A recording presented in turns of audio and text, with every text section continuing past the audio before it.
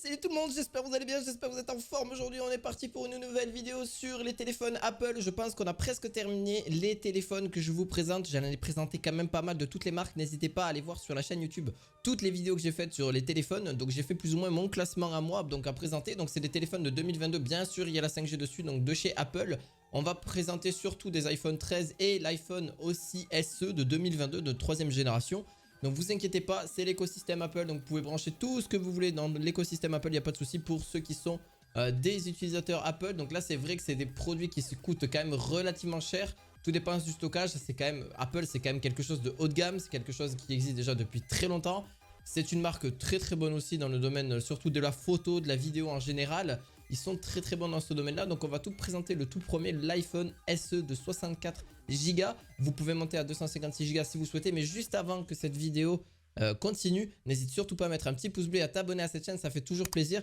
Et bien sûr les liens de ces produits se trouveront en description, c'est des liens d'affiliation. Donc n'hésite surtout pas, ça soutient la chaîne. On est parti donc pour continuer donc sur cet iPhone SE de 2022 de 3ème génération comme je vous ai dit. Vous avez trois colorimétries différentes, donc du rouge, du blanc, enfin du blanc stellaire parce que vous avez du noir à l'intérieur quand vous avez sur la, enfin c'est surtout sur la coque arrière. Et vous avez bien sûr du noir, donc surtout, surtout minuit en fait, très noir mais vraiment pur. Et vraiment, enfin moi j'aime bien en vrai. Vous avez donc forcément un appareil photo d'un grand angle de 12 mégapixels, juste d'une très bonne qualité et un style photographique juste très bon. Vous avez un mode portrait et vidéo 4K jusqu'à 60 images par seconde. Vous avez le FaceTime, bah oui, forcément en 7 mégapixels. Vous avez jusqu'à vraiment 15 heures de lecture vidéo sans aucun problème. Après, vous connaissez les batteries, mais ils se sont grave améliorés chez Apple, surtout sur les dernières générations au niveau des batteries. C'est quand même quelque chose qu'on peut pas trop leur reprocher en vrai, surtout sur les derniers qui ont quand même une meilleure autonomie que les anciens, je trouve. Après, chacun fait son choix aussi. Bien sûr, compatible au niveau de la 5G. On a une certification résistant justement à l'eau IP6, donc c'est pas bon, c'est pas vraiment très résistant non plus, mais ça reste correct si voilà vous le faites tremper très rapidement, mais alors très rapidement dans l'eau. Comme tous les téléphones, forcément c'est pas du tout fait pour aller dans l'eau. Donc du coup, vous avez un iPhone justement en Smart HDR4, vous avez le Touch ID. Ce qui est basique, vous avez forcément le système d'exploitation de mise à jour de chez Apple. Et surtout qui vous garantissent, je crois, plusieurs années de mise à jour sans problème, surtout pour les iPhone 13 qui sont tout récents. Vous avez du grand angle, vous avez aussi dessus sur cet iPhone 13 Pro, je pense que c'est le mieux entre le 13 mini et le 13 Pro Max. Même si je vais vous présenter le 13 mini, etc. Je pense que c'est un petit peu entre les deux, vous voyez ce que je veux dire? C'est quand même un petit téléphone qui quand même reste super correct. Enfin, surtout un 13, alors peut-être pas un 13 Pro, mais surtout un 13 mini et un 13. En plus il est plus petit, il fait 4,7 pouces hein, donc c'est vraiment un tout petit téléphone que vous pouvez mettre facilement dans une poche, etc. Vous avez pour les puristes et qui aiment bien l'aspect technique, vous avez dessus un processeur A15. Donc justement il permet d'avoir 6 cœurs et 2 cœurs de performance et bien sûr 4 cœurs en haute efficacité énergétique. Vous avez après bon les dalles de chez Apple sont pas forcément plus élevées, donc vous avez une dalle voilà Full AMOLED ou c'est vraiment une dalle qui vous permettra de voir très bien les couleurs, etc. Mais le petit, vous avez que le Touch ID hein, d'ailleurs, vous n'avez pas le Face ID sur le SE. Le petit côté contraignant en vrai que je trouve sur ces téléphones, c'est que vous n'avez pas forcément une... Tout le rafraîchissement des téléphones Apple sont quand même très elles sont très correctes.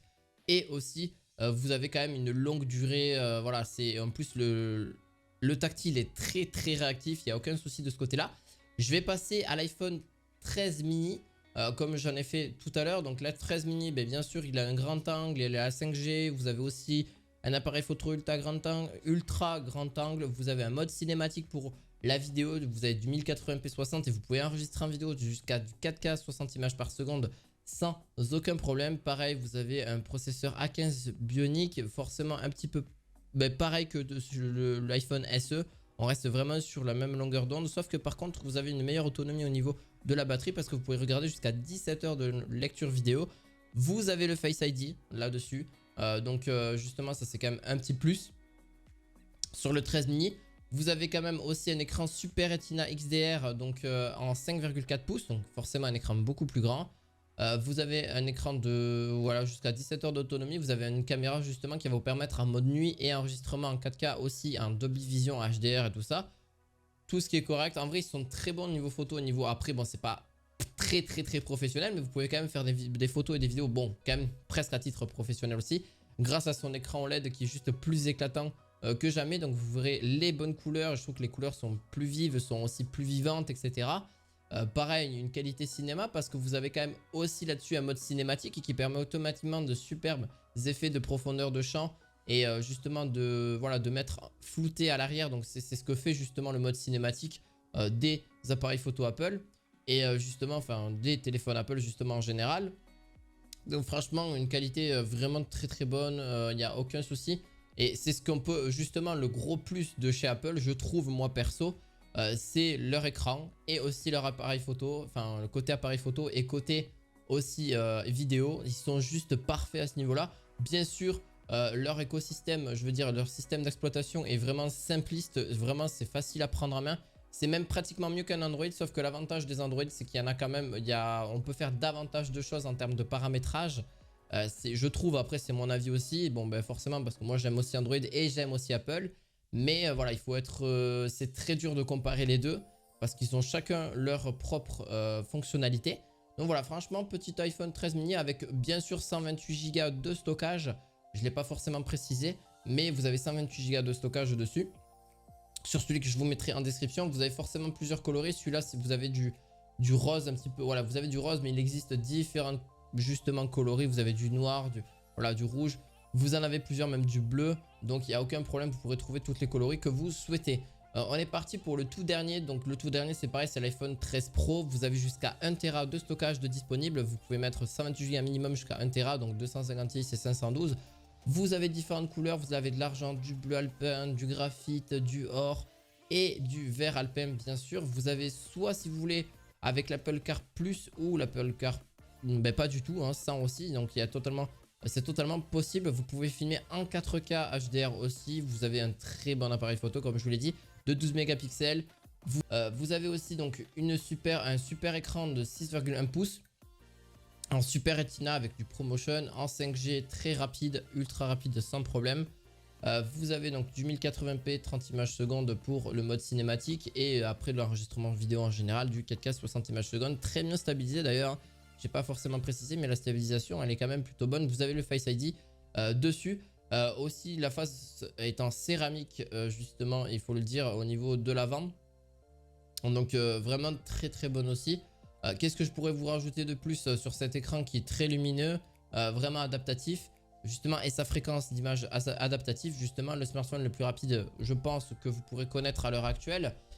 Qui d'ailleurs rivalise très bien et vous avez une fréquence d'image de 120 Hz là-dessus. Alors c'est pas tous les smartphones mais celui-là il en est doté de 13 Pro, donc vous pourrez si vous voulez, donc adaptatif hein, bien sûr, donc il va se régler en fonction de si vous en avez besoin ou pas, donc ça évite que ce soit trop énergivore sur la batterie.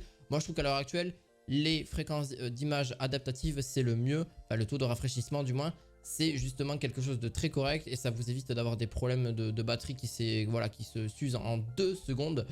Donc je pense que c'est quand même un plus aussi. Et franchement, bon après forcément on est à prix sur beaucoup plus gros. On est sur 1100 €, après tout dépend du stockage que vous voulez mettre dessus, donc forcément le prix sera beaucoup plus haut. C'est des téléphones haut de gamme comme je vous dis. Le petit point dommage négatif que je mettrai dessus, le seul, enfin il y en a 4 on va dire, l'encoche. Enfin, en vrai l'encoche est encore trop dérangeante, recharge rapide est pas forcément mieux, il y a des concurrents qui le font beaucoup mieux. Le mode cinématique peut encore s'améliorer, mais ça reste vraiment une bonne prouesse technologique de la part de chez Apple je trouve. Un smartphone un peu plus lourd que l'an dernier parce que forcément il y a des technologies plus présentes et forcément un peu mieux aussi. Mais ça reste le plus rapide des téléphones à l'heure actuelle que vous pourrez avoir.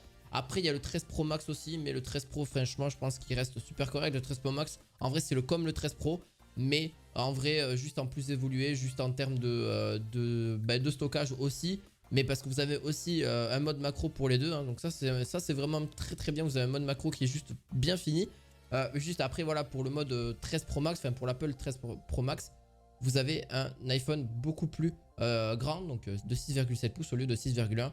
Mais moi l'avantage que je trouve c'est qu'il n'y a pas besoin d'en avoir un téléphone très grand. Je trouve que les téléphones assez petits, après tout dépend de votre taille de main etc. Donc ça dépend des gens. Mais je trouve que c'est mieux parce que d'un côté il se met très bien dans une poche, il se met très bien dans un sac etc. Et au moins il prend pas trop de place non plus. Donc voilà. Mais franchement, voilà, un iPhone 13 qui va vous permettre d'avoir du 120 Hz, c'est quand même pas mal. Ils le font pas forcément tous. Vous pourrez d'ailleurs les retrouver en description. N'hésitez pas à mettre un gros pouce bleu et à vous abonner à cette chaîne. Si ce classement vous a plu, dites-moi en commentaire, ou sinon n'hésitez pas aussi à me dire si ça vous plaît pas, qu'est-ce que j'ai oublié, etc. J'essaie de vous énumérer pas mal de caractéristiques techniques, ce qui est normal, et aussi bien sûr des aspects aussi forcément logiques, et aussi un petit peu mon avis sur le sujet, des aspects, voilà, des aspects un petit peu négatifs ou positifs. Donc on se retrouve à la fois prochaine pour une nouvelle vidéo. À la prochaine, ciao ciao.